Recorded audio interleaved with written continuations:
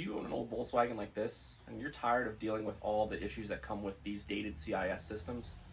Are you looking at trying to bring one of these cars into the 21st century technology-wise? Then I've got a setup for you. This is my 1987 Scirocco 16V, now equipped with the Invent Jetronic EFI system. This is a fully plug-and-play system for any Volkswagen or Audi car that came with CIS injection. In this video, I'm going to be showing the easiest way to convert your old Volkswagen to electronic fuel injection. So to give you a little background, this is a fuel distributor that is present on many cars with either a Jetronic or some sort of CIS fuel injection system. Basically, this is a manual unit that controls the amount of fuel that gets injected into your car based on the amount of air that is traveling through the system. So what the Invent Jetronic system does is it converts this car from obviously a CIS or Jetronic injection system to a more modern electronic fuel injection system. So in the box, you'll receive the entire engine harness, the Invent Jetronic ECU, a fuel rail, a fuel filter / pressure regulator, 4 fuel injectors, some fuel line, an Invent Labs map sensor, injector O-rings, fittings for the fuel filter, as well as some fuel hose clamps. So the first step here is to remove everything related to this fuel distributor. So what I'm going to do is I'm going to pull out all of the stock fuel lines as well as the fuel distributor assembly and all of this here. So the first thing I'm going to remove is this intake boot. With this out of the way, it will make it much easier to access everything else here.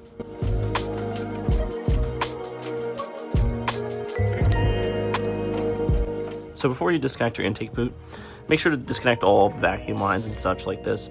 I only had actually one vacuum line besides these two, because this one is capped off as the system was deleted.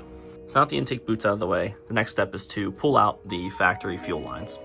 Just a fair warning, these may be difficult to pull out if you haven't replaced your injector O-rings recently. I actually just replaced these not too long ago, so these should come out pretty easily. Also, watch out for any extra fuel that may spray out if the car has been running recently. So there we go. There's the first one down. So now, just remove the rest of your fuel injectors. Also make sure to disconnect your 5th fuel injector, which can be found right here. This is, on my car, this is a 13mm bolt.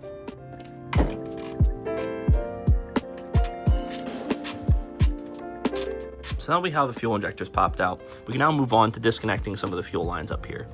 So with the Invent Jetronic system, all the fuel lines you see here are going to get replaced. So we can first start off with removing the stock fuel filter, as well as disconnecting the return line here. Once these have been disconnected, we can then pull the entire metering unit out. So when disconnecting this fuel filter, you're definitely going to want to have a few rags down to catch any of the residual gas that may be sitting in this fuel filter. So starting with the exit part of the fuel filter, the two sizes you're going to need are a 16mm and a 22mm. Now we're just going to unscrew this and make sure not to get gas everywhere.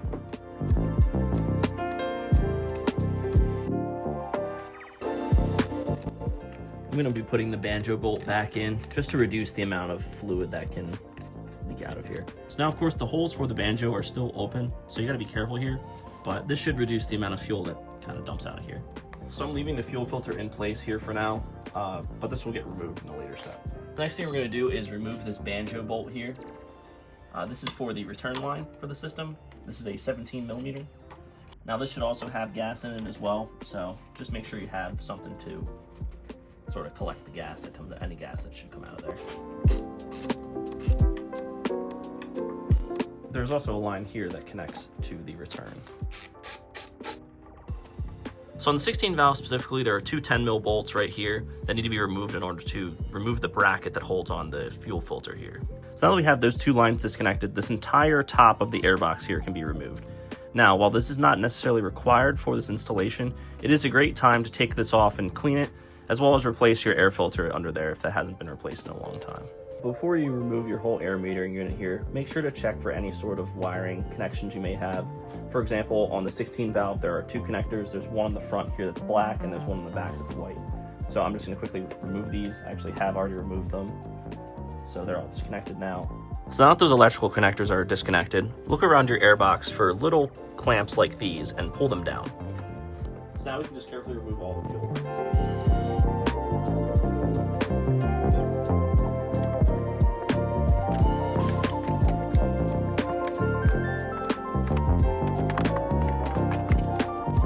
So now that the old fuel injection system is pretty much all out of the way here, we can move on to removing the intake manifold. Now, the first step we're going to do is disconnect the throttle cable. On the actuator part of the throttle cable, right at the end, there's a little clamp here that holds the actual throttle cable onto the throttle body itself. So what you have to do to remove this is get yourself a screwdriver and just pry it off. It should come off fairly easily, like so. There's the clamp. And now once this is out of the way, all you have to do is just take the ball here, and you might have to move the throttle body a little bit itself to free it, but if you just tilt the throttle body a little bit, and you should be able to just slide the ball just past and to disconnect it. Then your throttle cable is now loose. With the throttle cable now removed, just simply pull the bushing part out of its bracket. And then it should just lay flat out of the way. Next, I'm just gonna remove all of the spark plug wires just to get them out of the way.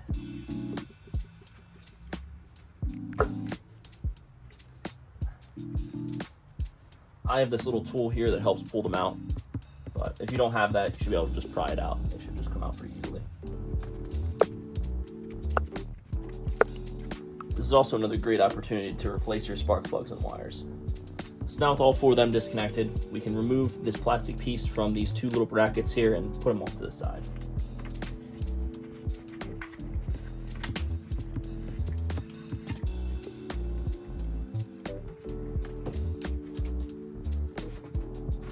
Before we go any further with removing this intake manifold, I'm just going to plug each one of these spark plug holes with a paper towel just to make sure that any extra debris or whatever that comes off of the manifold doesn't fall into the spark plug holes.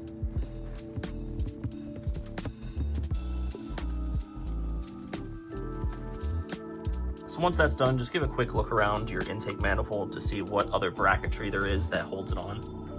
For example, I can see that I have a bracket here, as well as a hose that is clamped on the back right there that I need to remove. Also, make sure to look for any grounds that may be attached to the intake manifold before you remove it. Also, make sure to disconnect the throttle body and position sensor. The ISV here can also be disconnected and removed.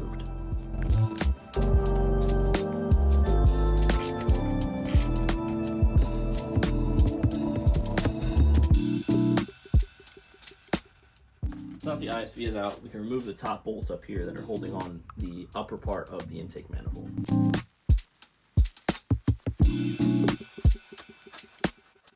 So now that all the supporting brackets have been disconnected, this should just pull right off. So now that we got that upper intake manifold off, the next step is to remove the 4 6mm Allen bolts in these various locations in order to get the lower intake manifold off.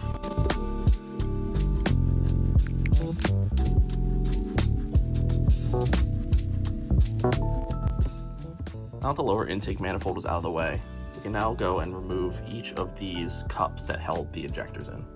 You can see the inside there, you can see that it's hex shape, and this is a 12 Allen. So now that we've got the intake manifold all disconnected, we're now going to be installing the map sensor. Look for where your throttle body goes on the intake manifold. I have mine disconnected because I wanted to reseal it. So here on the throttle body side of the intake manifold, we're going to want to find right in the middle of where the throttle body bolts. And this is where you're going to want to drill your hole for your map sensor. So here I've marked exactly where we're going to drill for the map sensor hole. So to drill the hole for the map sensor, we're going to be using a 13mm drill bit. But first I'm going to drill a pilot hole and slowly work my way up to this 13mm to drill the cleanest hole possible. I'm going to spray a little bit of cutting oil on the spot we marked here, just to make sure that I can drill the cleanest hole possible without damaging the aluminum. Be very careful when drilling this hole, as you do not want to damage your intake manifold.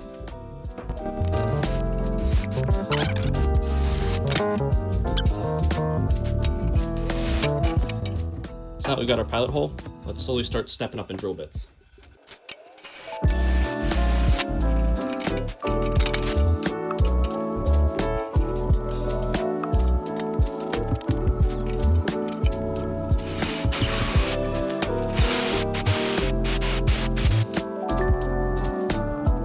Now we got that hole drilled, we can insert the map sensor in, and I've already marked where I want to have the bolt hole for this be.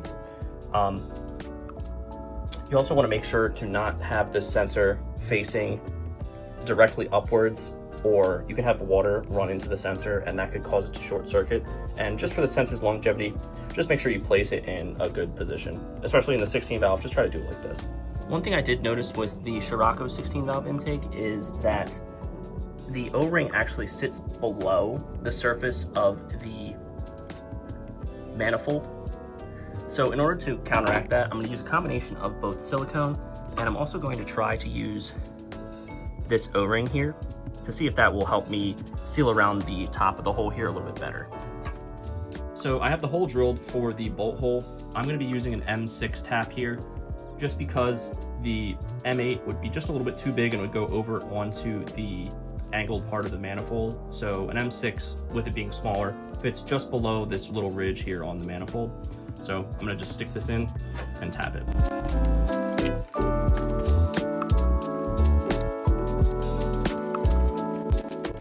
So now just test fitting everything. We can slide this in place and thread this bolt in place. So as you can see, I've got the bolt and the map sensor now properly mounted onto the intake manifold. So I'm going to take this off, clean out the manifold nice and good, and then add some silicone to this to make sure it seals real nice.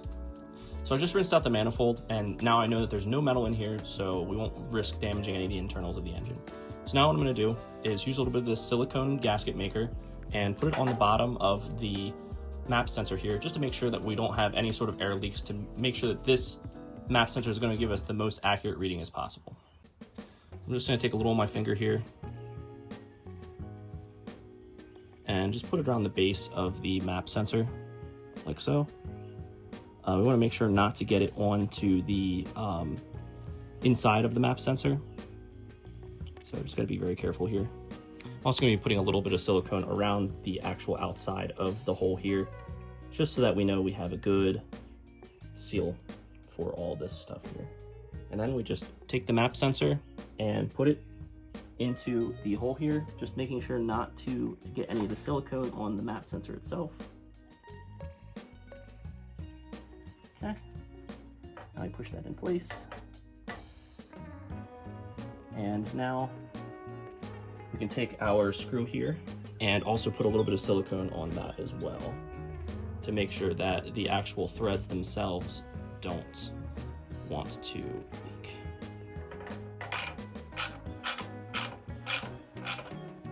Now that's nice and tight. I'm going to just take my finger around the outside of the map sensor here and just kind of clean up the silicone so it looks a little bit nicer. This is what this should look like once you have the map sensor fully installed into the intake manifold. As you can see, the O-ring is sticking through the bottom of the intake manifold a little bit. However, the silicone that we've put around the outside should be able to seal that up nice and good. So now that we have the map sensor fully installed, we can move to reinstalling the throttle body. So the throttle body utilizes two of the same gaskets, one for each side of the throttle body itself.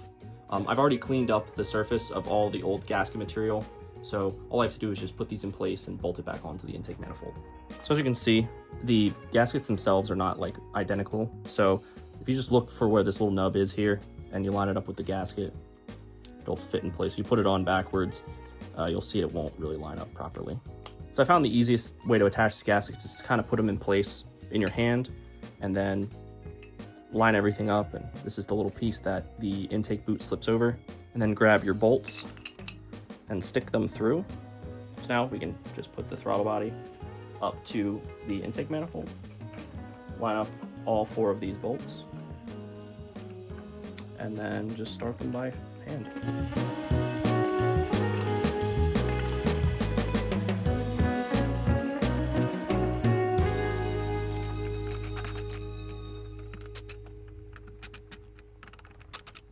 And now our intake manifold is fully ready to go onto the car.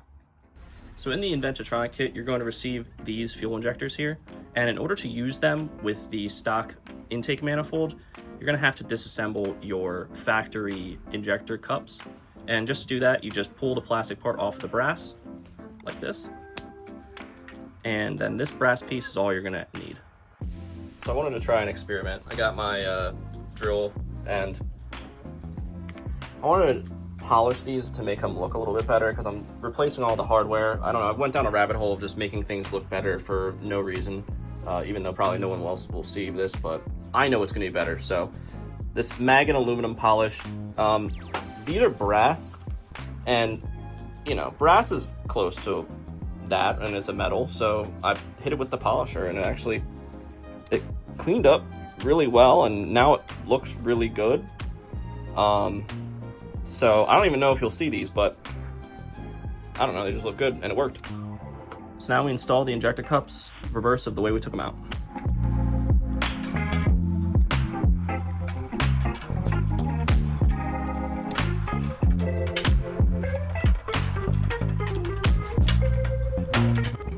Well, that was kind of a waste because you can't really see them whatsoever, but again, they're just clean, and I know they're clean, so I guess that's still a win. So now we've got all the injector cups installed, we can install the intake manifold. So now we have the head all clean, we can put the lower intake manifold on. I'm replacing the lower gasket. And again, this is just 8 of the 8mm Allen bolts.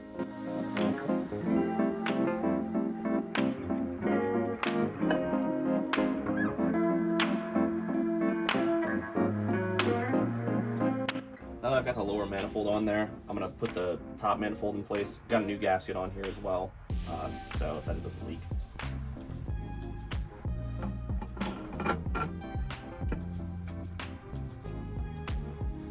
Also got some fresh hardware for it, because you can't put crusty hardware on this nice painted valve cover.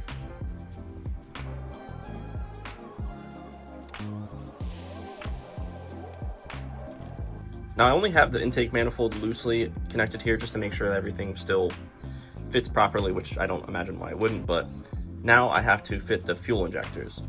So now here are all of our fuel injectors. Once they come out of the box, they'll look like this. But what I'm gonna do is I'm just gonna take off the cap of each one of these. And then here we have our O-rings. These are included in the kit.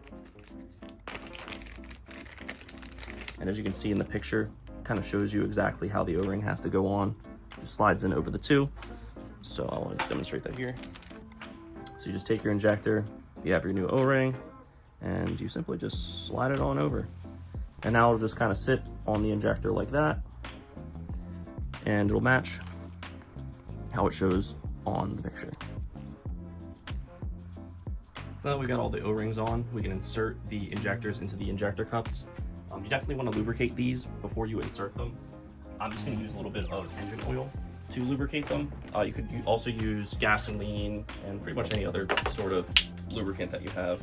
Now I've got this lubricated, just stick it in the hole like this, and it should just push into place. Now you want to position the injector so that the electrical connector for the injector is facing upwards. So this is the Invent Jetronic fuel rail, and in an effort to keep this as universal as possible, the kit was designed without any sort of like pre-made, pre-drilled holes, so we have to do that ourselves.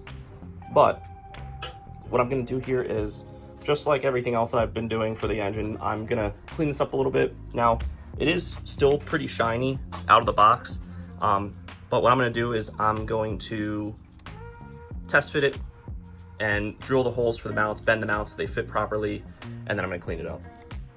Before installing the fuel rail, I recommend giving a quick rinse down with some water. I noticed when I was looking in my fuel rail that there was just a little bit of debris from when the fuel rail was welded together and fabricated. So just be safe, I just rinsed it out with some water, and now I'm going to blow dry it with some compressed air to make sure that there's no moisture in here, and then I'll move on to installing it now. So now I'm going to test the fuel rail on here. Pull this out of the way. Now these should just slide right over the injectors.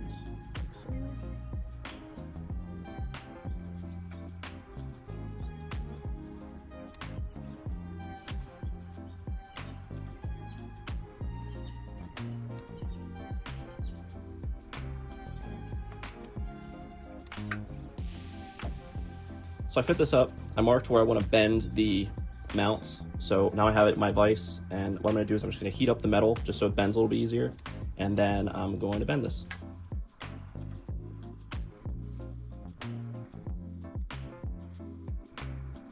Well, it wouldn't be my project if I didn't mess it up the first time. So I have this in the hydraulic press. I'm currently forging this fuel rail because I mismeasured it. So now I'm just trying to squish it back to being straight so I can bend it to where it actually needs to be bent. Let's see if that made it straight again.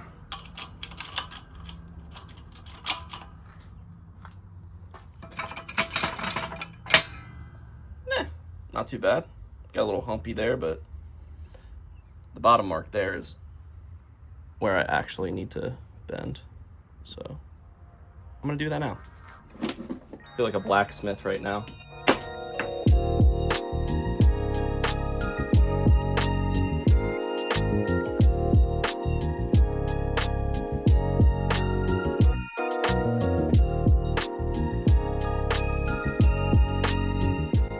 So my idea for this is I'm going to kind of replicate the design of the bracket that holds on the plug wires. But before I go and remove too much, what I'm going to do is I measured, and by measured I mean eyeballed, kind of where the hole needs to be.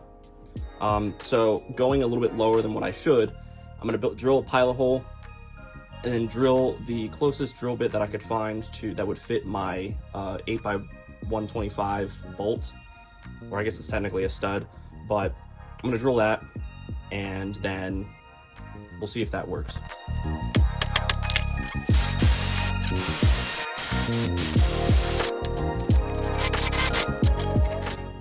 Did I set the thing on fire? Oops. So I changed up my strategy a little bit. Instead of just using the Dremel and just fully going up from the one hole all the way to this top where I needed to go, I just drilled 3 holes to just kind of lessen the amount that I had to, I guess, Dremel off. So what I'm going to do is now just use the Dremel and just kind of connect all 3 holes.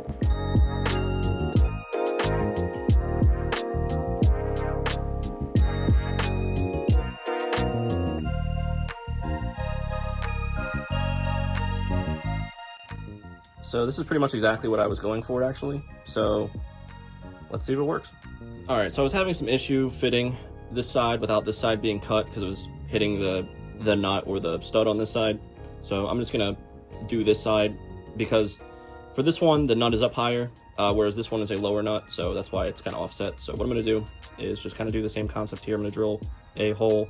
The big hole for the M8x125 is 5/16, and then I'll kind of just use the Dremel to make it open hole so it just kind of slides in.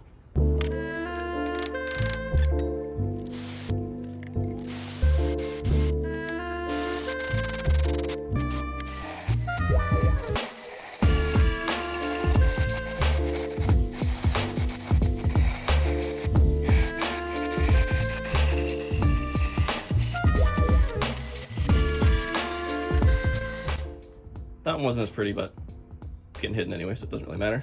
So we'll just see if this works.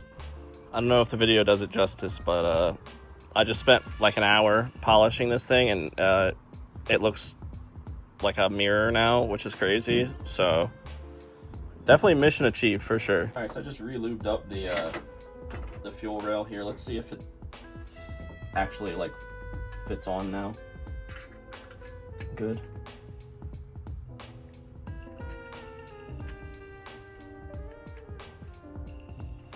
It's a little harder now that I'm trying not to get the nice polished everything dirty. So, okay, there we go. I also have to wipe it down, but I think it's in. So I really let the ADHD take over here.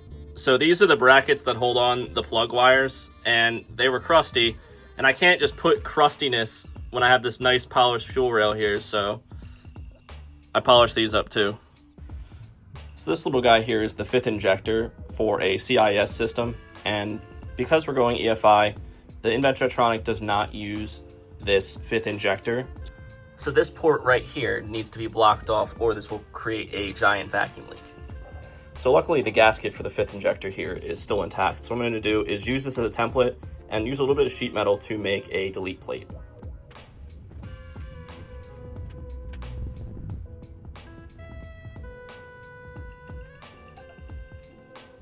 I'm out of Dremel cut-off wheels, so we got to do this the old-fashioned way.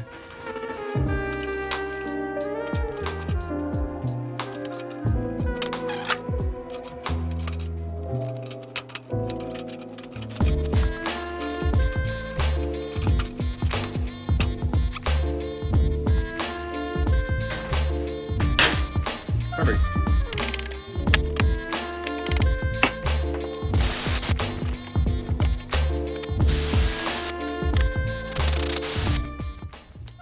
So I got it all polished up. That's what it looked like before. It looks like polished.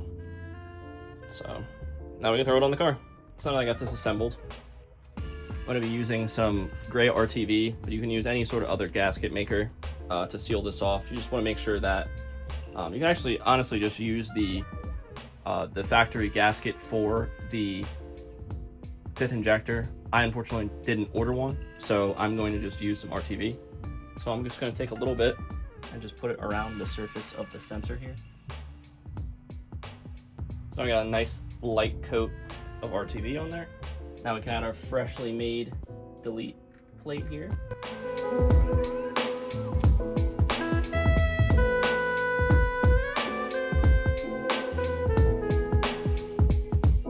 So I'm removing the air metering plate here. From the factory, this just kind of will flap up and down and control, like, basically it's like, imagine a mass airflow sensor. This is what reads the flow of air going through the system so that the system can figure out what's going on with the airflow. In this case, we don't need this anymore because the entire tune for the Invent Jetronic system is based off of manifold air pressure.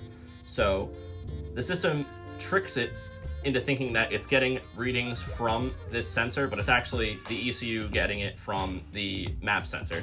So now I'm just going to remove this 10 mil bolt here.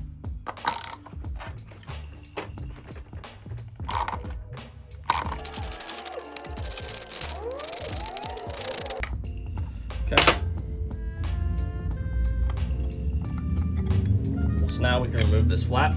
Now we don't want this flap here to move because it'll mess up the readings for the ECU. So what we're going to do is just secure it with a zip tie. So with the zip tie, now it will prevent this from moving up and down, and now the ECU can properly control all of the air metering system.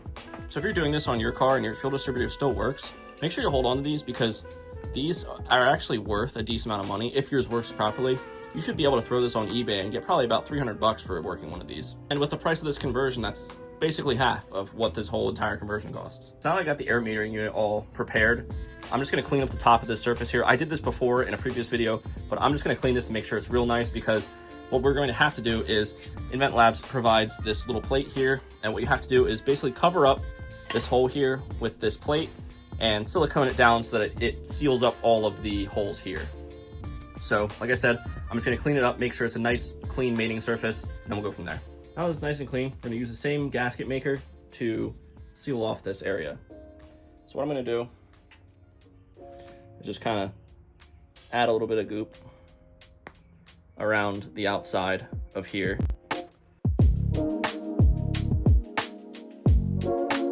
Also gonna add a little bit to the back of the cover here. Just give it a nice light coat. We're gonna take it, we're gonna place it over here. Try to center it the best I can. Still cover it with the hose.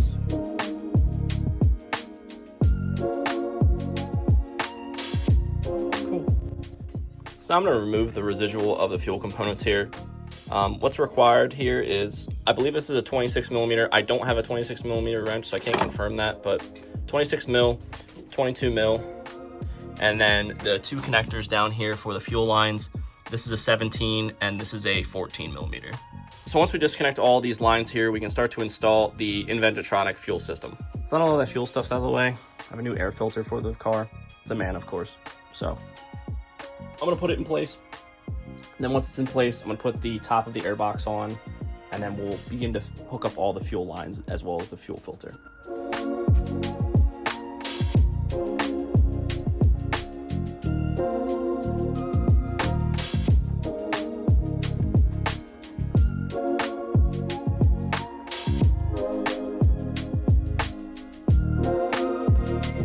All right, now that's laid in place, there are a couple of clips around the outside of the box. I'm just going to clip them on so that the box stays secured in.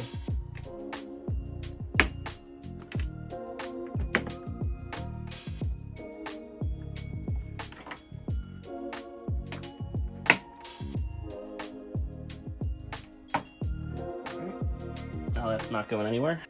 So this here is the fuel filter that comes with the kit. And as you can see, there are 3 ports on this fuel filter here.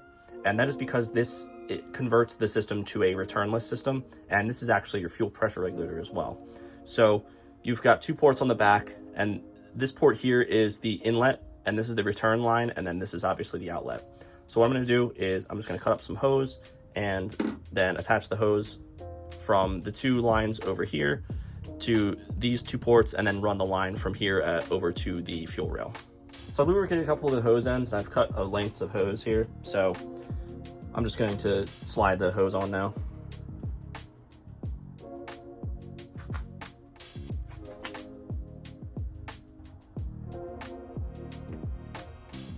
So the fuel filter here has these little connector things for them. So if you just slide these guys on here, they clip in and then they don't come off.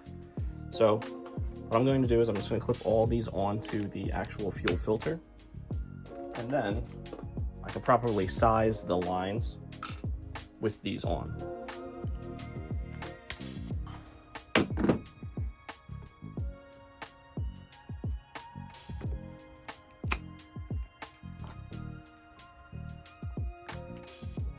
Actually, this will sit. So one thing I discovered, at least with the Scirocco 16 valve, is that these straight connectors aren't optimal for the setup that we have here. That is, if you want to utilize the stock fuel filter mounting position, which is on the air meter unit here, what I found is that if you order the 90-degree 5/16 quick connects instead of the straight quick connects that comes with the kit, it fits much better. So I have 2 right now, so I'm going to get another one for this connector here, and then I should be able to just snake the fuel line straight to the fuel rail right there instead of having to go all the way around the battery how I had it before. So I got that last connector in, and I was able to run this fuel line pretty much exactly how I had imagined it being. Over here you can see the fuel line goes all the way over there from the fuel filter, runs across the engine bay into this little spot here. There's a little port at the bottom of the fuel rail. Just simply connect your fuel line there and your fuel system should be complete. Now that we've got many of the physical components installed, we can now move to the wiring portion of this video. So now I'm just going to place the harness roughly where everything is going to go. The harness is designed with all the locations of all the sensors and other electrical components kept in mind. So all these connectors should just fall into place.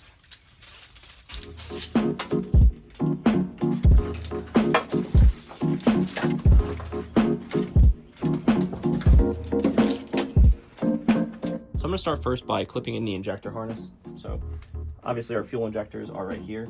If you get this system for the 16 valve, you're going to notice that you actually have 5 injector plugs instead of 4, and that's because they use the same harness on the 5-cylinder Audis with the CIS. So you can just disregard this 5th plug, it works all the same. So all you have to do is just kind of take this around here and clip it in like this, and it should just clip right on to your fuel injector. So now I'm just going to do that for all the rest of the other 3. This might look like a mess of wires now, but I promise this will slowly start to come together and will start to make sense. So let's just start with some of the easy stuff first. So once you have this in place, the harness will kind of fall and start working its way this way. So if you run the harness, you'll find a 4-pin connector like this. This is the connector for your map sensor. So just plug that one right in. All right. Now the map sensor is plugged in. So the next thing we have that can just plug right in is for the ISV. Now the ISV is responsible for controlling the idle of the car, and the Invent Jetronic ECU controls that, and it just helps with the cold starts. For the Scirocco 16 valve, there is a little bit of modification you have to do. So moving over to my table here, you can see that we have 3 different types of ISVs here. We have the stock ISV, one replacement style and another replacement style. So this is the stock Scirocco 16 valve ISV, which is a 3-pin connector. And if you remember, over on the other side, we got a 2-pin connector with the Invent Jetronic system. So this won't work. Now we move to this next style here. Now this is a 2-pin connector, however, the connector is too big. So as you can see, the connector on the harness is just a little bit too small for the one that comes with this style. Now this is the ISV that you want for this system. I will put the part number up on the screen right now, but this is the one that will plug directly into the harness without any sort of modification. Now you can make the 3-pin ISV work with this system, but you have to use an external circuit, and it's honestly just much easier just to buy the ISV that will work and is designed to work with this system. So now I'm just going to slide the ISV in place here. Now that we have the ISV roughly where we want it, we can plug in the connector.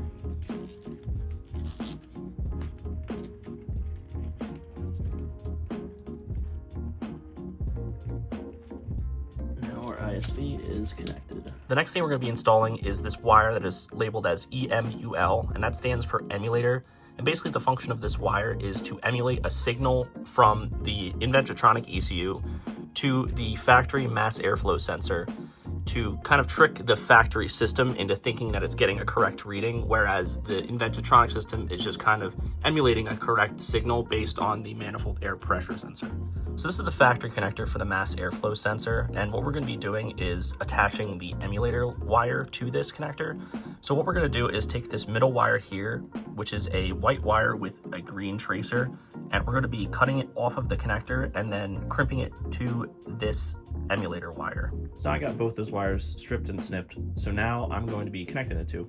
Now for these applications, I prefer to use crimped connectors like this because solder, especially in a high vibration area such as your engine bay, solder can tend to fail more often than say a crimped connection. It has a little bit more play in it. So I also have clear heat shrink on this wire, and I'm using clear both for your viewing purposes and also for my own. That way I can see if any of the crimped connections are failing, and it'll make things easier to diagnose and troubleshoot down the line. So I'm just gonna crimp this first side.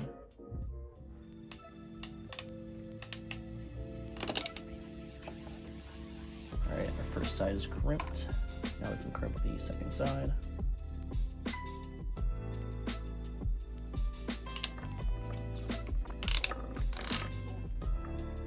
There's our first crimp connection. So now we can slide over our heat shrink over the crimped connection, and then I'll shrink it down. Now I can just heat this with a heat gun.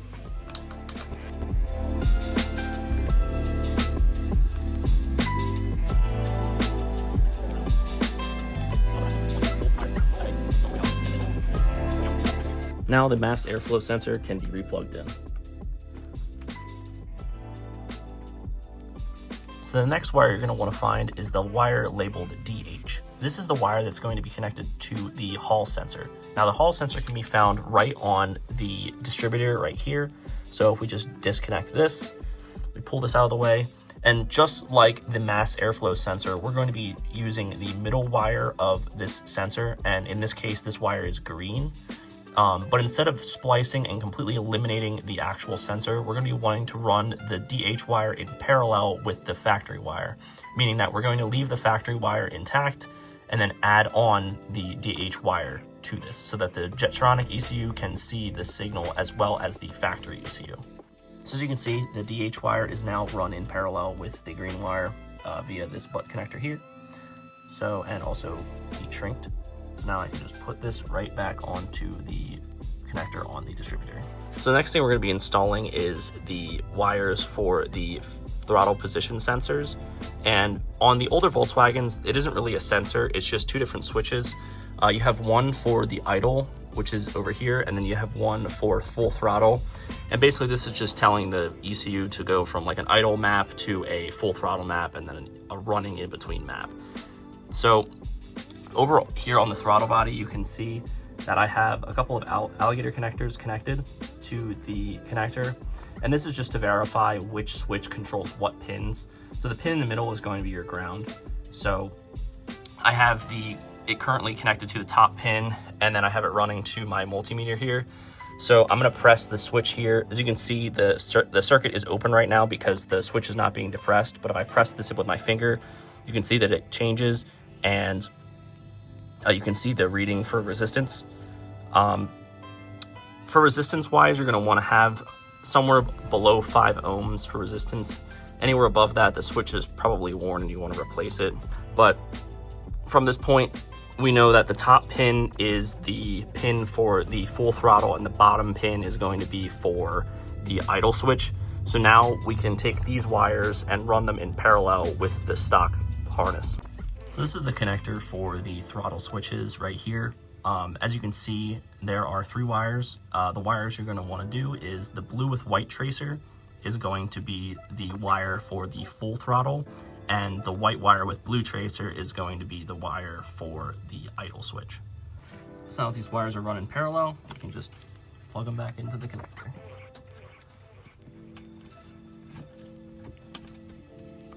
So the next wire we're going to be installing is the coolant temperature sensor wire.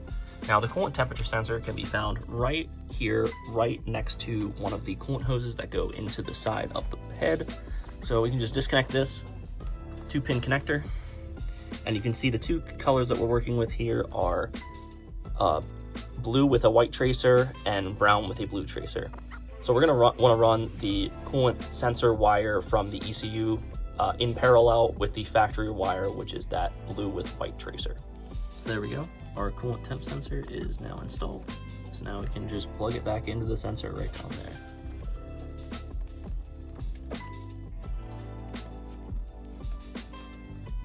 So this is the positive terminal on the ignition coil, and that is where we're going to be connecting the wire named relay, and that's going to just go right on the middle of this pin here. So just take these 2 off, loosen this, and you can put the wire on. This is the main relay for the Invent Jetronic ECU, and off of that relay you have 2 wires. You have a fused power wire, which goes directly to the positive battery terminal, and a ground wire, which can go to the negative of the battery terminal. Now where I position this relay, the power wire is just a little bit too short for where I want to mount it. So what I'm going to do is I'm going to cut it, and I'm going to extend the wires so that I can kind of run it in line with the rest of the other power wires that I have here. So now we got my wire extended. You can see I got a butt connector there, both heat shrinked to my very weird positive battery terminal. I got this because I thought it was going to be a good idea, but the quick release honestly is being more of a pain than anyway, so I'm probably going to replace these with more of a similar style to what I have on my Rabbit, where the wires just go straight into the actual terminal itself instead of with these connectors, but it'll look better that way too. But for the meantime, this works fine. And now that's ran, we can move on.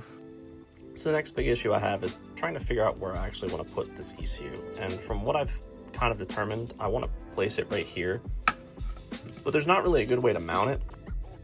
So to alleviate that issue, I'm going to make a custom bracket that utilizes the 4 bolts right there, there, and there to kind of push this thing up, because when the harness is connected, it kind of wants to be more pushed up because of where the fuel filter is. So I'm going to build little feet that stand off of those bolts and kind of get it so it'll sit up a little higher like that. And as long as this isn't any taller than the factory fuel distributor, we shouldn't have any issues with clearance. This is what I've come up with so far. So obviously here I've traced out the bottom of the ECU so that this will sit directly on this piece here. And each of these are a leg to be folded down, and then also I determined that I want to have the legs stick up 2 inches from where I want this to mount, and then I've added an extra inch so that way I can fold it and make some feet so that this can sit and it has something for that bolt to bolt to. So what I'm gonna do is I'm gonna cut this out, and then I will come back once the entire thing is cut out. So here's my template so far. Unfortunately, I don't have any small cutoff wheels for my Dremel anymore, so I'm not gonna be able to cut this without bending it. So what I'm gonna do is I'm gonna bend down both the legs and kind of leave this middle part up the best I can, and then I'll cut it making sure not to hit that. I'll do that for both sides. And then once that's bent, then I can bend up the feet and we can drill the holes for the mounting position. I'm not really sure if this is gonna work, but I had the idea to tack weld these nuts onto the bracket that I have here. Just that way that I can just kind of thread it in and I don't have to worry about counter holding the nut when I'm trying to put the ECU on and off. So we'll try this. If it doesn't work, oh well. So here's the finished bracket. It's got the nuts on there. It's all painted up so it won't rust. So now I'm just gonna throw it on top of there, throw the ECU on, and I'll show you what it looks like when it's all assembled. So everything's all bolted down now. I also added this little rubber mat here just to make sure that there's no interference and that the ECU is insulated well from everything, and just to kind of eliminate some of the vibration as well on this mount. So I'm just gonna bolt the ECU to the mount and plug it in. So finally, we have the last wire, which is the lambda wire. Now this wire is going to be for your oxygen sensor. Now the factory oxygen sensors for these engines have two connectors. You have a 2-pin and a 1-pin. Your 1-pin is going to go to the Invent Jetronic ECU, and then the 2-pin connector, which is for the heater, is going to the factory wiring harness. Now I'm just gonna go connect these up. So here are the wires that won't be used for this setup. We have a TPS sensor. The Scirocco 16 valve does not have a TPS sensor on it. It just has the two, the throttle close and the throttle open switches, so we don't use that. And then there's also this AN wire that we do not use. And then coming to the back, we have this yellow wire that is EXT. Now this has a couple of additional functions, such as if you have an AC car and you're actually going to run AC, you connect this to the signal wire to the AC, so that way when the air conditioner turns on, the ECU knows to add additional fuel into the map to make sure that the car does not stall when it has the additional load from the compressor on it. There's also a method for using this for a different type of fuel that we do not get in the US. If you made it this far in the video, thanks so much for watching. If you're interested in buying the Invent Jetronic system, I have a link for it down in the description.